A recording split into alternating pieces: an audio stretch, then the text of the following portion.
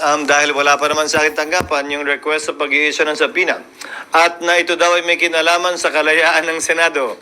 Nais kong sabihin, ang pagiging malaya ng Senado ay hindi pinapatunayan sa kada isang insidente kaugnay ng kagustuhan ng isang miyembro. Ito'y mababakas, makikita at mapapatunayan sa direksyong tinatahak ng aming institusyon.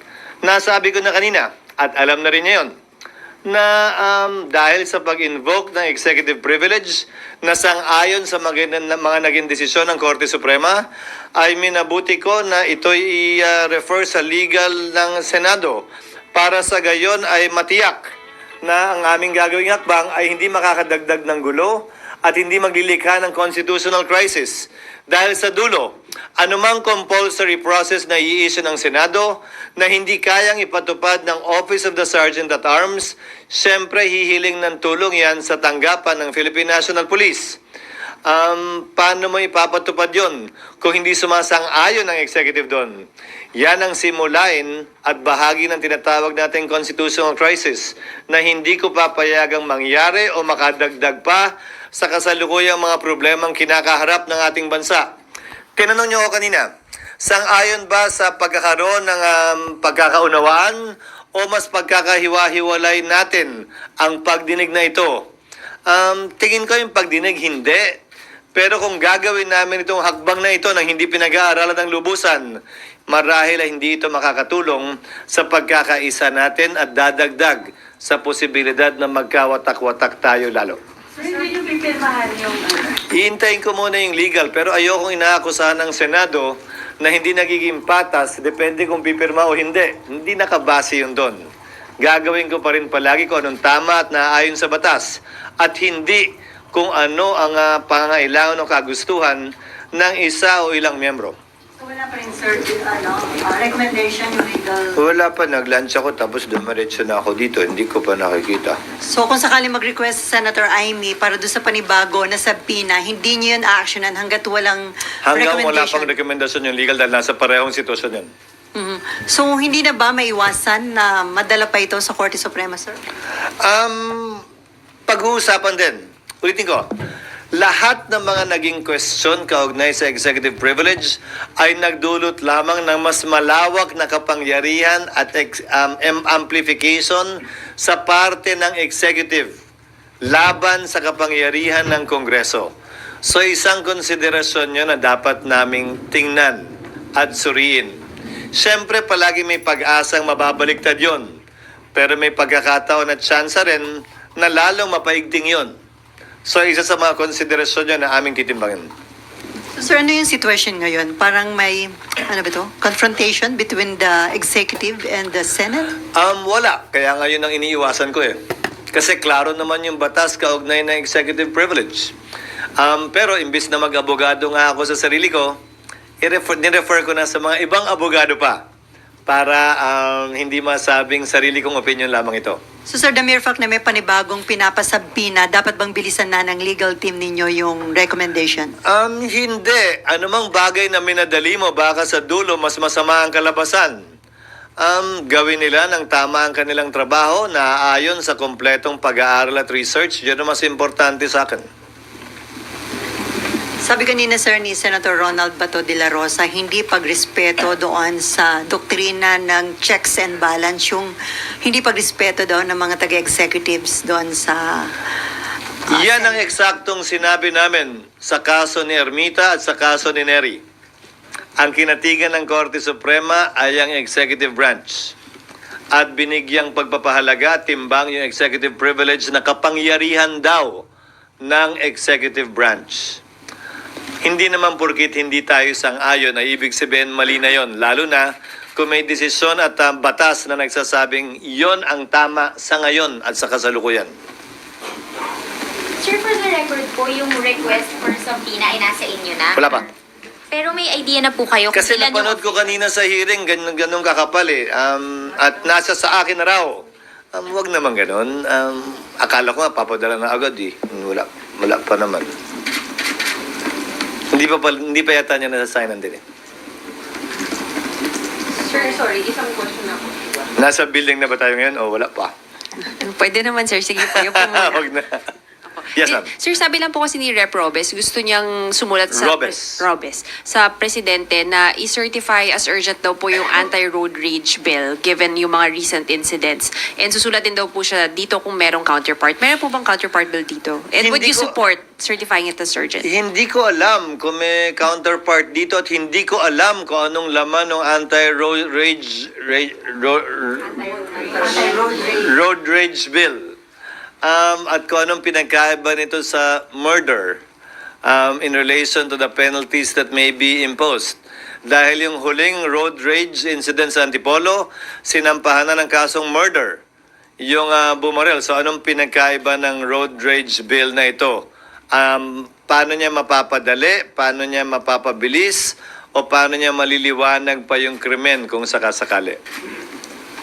Sir, last na lang po, Sir, New Yes, ma'am. Senate Building. Pinirmahan ko na yung DAED, Detailed Architecture and Engineering Design, nung isang araw. Ito ang kauna-unahang pagkakataon, wag niyo akong tanungin kung bakit, na nagkaroon ng DAED ang building na ito, na dapat sana ay meron na bago pa man simulan ang building, construction ng anumang building. But finally, meron na para tong roadmap, ika nga, hindi lamang plano, pero detailed nga yung unang D. Detalyadong plano na ito ng building. At ngayon na namin, sa pamamagitan ng pagbibid ng mga amounts na kailangan gawin, trabahong kailangan gampanan, kung ano magiging suma total nito sa mga susunod na linggo. Dahil nga, meron ng kompletong plano hanggang sa matapos yung building na pinirmahan ko, pinirmahan ng DPWH, pinirmahan ng contractor doon sa mga may pending pang trabaho, at pinirmahan ng mga consultant at eksperto na kinuha ng Senado. So next week, hopefully, kung gusto niyo sumama, magsa-ceremonial signing din kami noon kasama ng mga stakeholders upang sa gayon ay maisa formal ito. At para makita nyo na rin siguro kung nasa ang stage na nga ba ito para maniwala kayo pag sinabi kong hindi pa kaya sa kasalukuyang taon.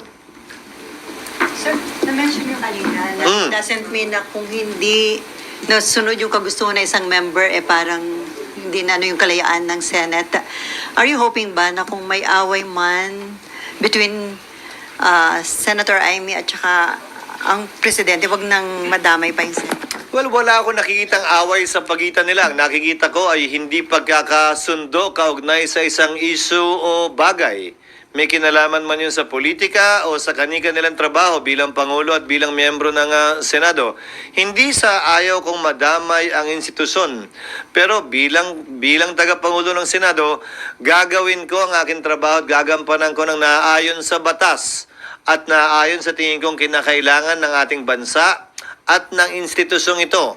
Hindi depende sa kagustuhan lamang nagkataon ng isa o dalawang hearing o isa o dalawang miyembro ng Senado.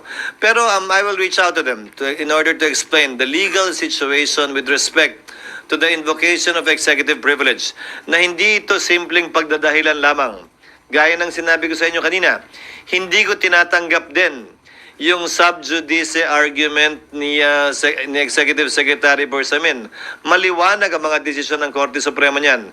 Hindi pwedeng pigilan ang pagdinig ng Senado o ng Kongreso for that matter dahil may pending case.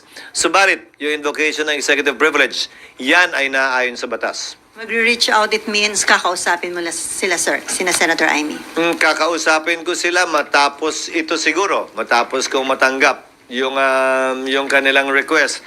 Hindi para pigilan o sabihan sila kaugnay sa dapat o hindi nila dapat gawin. Pero para marahil ipaliwanag yung sitwasyon at direksyong tinatahak ko bilang tagapangulo ng Senado at mga rason kung bakit ko gagawin o di gagawin ang isang partikular na bagay. I think I owe that much to them. Sir, another question po. Sir, tungkol po sa impeachment at For saka you, sa there. ICC. Yes, ma'am. Hi, sir.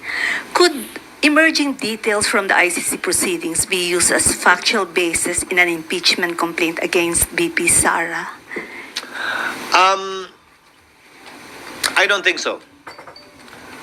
Because crimes against humanity is not one of the 7 charges filed against the Vice President. That has already been received by the Senate, and that cannot be changed anymore at this time. At least not until we approve the rules and or not until we send summons. Nagmamadali ang House, di ba? Nagpadala na raw yung summons, di ba? Yun ang gusto nila last week. So sa palagay ko, wala na silang balak na baguhin pa ito. At hindi kasama ang crimes against humanity sa impeachment complaint laban sa ating Vice President.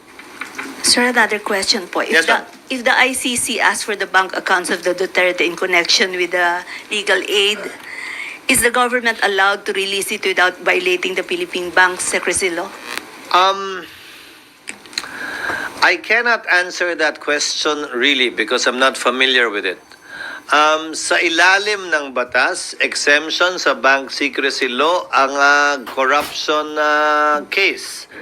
Pero hindi ko alam kung saklaw ng definisyon ng corruption case ang isang ICC case. At saka sa international humanitarian, sa IHL prohibition, parang hindi ata kasama sa aligasyon laban kay dating Pangulong Duterte ang corruption. So hindi ko alam kung anong maaaring posibleng rason para kunin at hilingin yon maliban sa aspeto ng civil liability. Pero darating lamang yun kapag sa'y napatunayang nagkasala na. Sir, follow-up lang dun sa tanong Yes, ma'am. ni ma'am. If I'm not mistaken, kasama sa articles yung high crimes for conspiracy to commit murder. In relation to VP Sara's alleged involvement in the DDS. So, Which charge? sa articles of impeachment, sir, Which one yan? I think 5 or something like that. Nasa baba po, high Alam ko crimes in-allege nila yung other high crimes.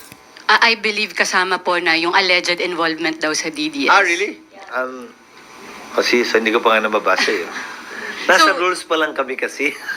So, sir, Actually, nabasa ko na, hindi pa lang ganun kalalim pa. I don't know. Again, this case is totally different from that one. This is a case against the former president that's pending with ICC. So I don't see any reason how or why any evidence presented there would be relevant as against the vice president unless she herself would be one of the respondents in that case. Tabay?